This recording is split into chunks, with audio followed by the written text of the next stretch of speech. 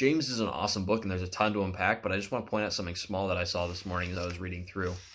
In James chapter 1, there's a cool connection between James chapter 1 and James chapter 3. James chapter 1, verses 19 through 21, James is talking about the anger of man. In verse 20, he says, "For the anger of man does not produce the righteousness of God. Therefore, put away all filthiness and rampant wickedness, and receive with meekness the implanted word."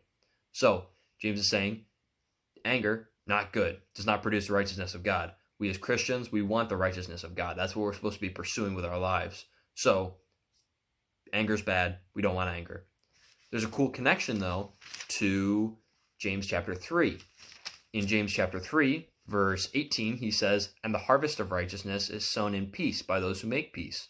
So, he says in both spots, he uses a farming metaphor to talk about what are we producing. We want to be producing the righteousness of God. So what are we going to plant? We're going to plant the things that produce the righteousness of God.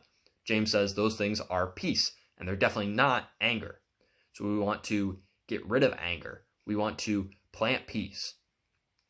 And this idea that James talks about in verse 21 of chapter 1, he says, "Therefore put away all filthiness and rampant wickedness." Put away is the same type of wording as taking off filthy clothes and putting on clean clothes. That's the idea that he's communicating here.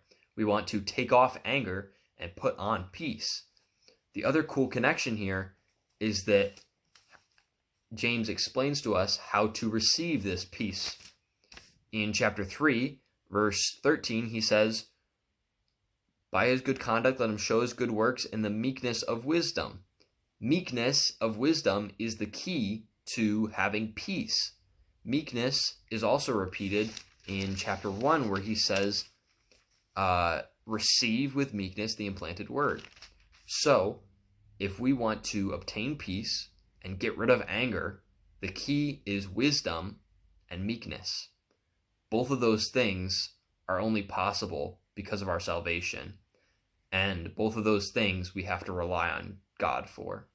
So, pray and rely on God for wisdom and receive the meekness that comes with relying on God for wisdom.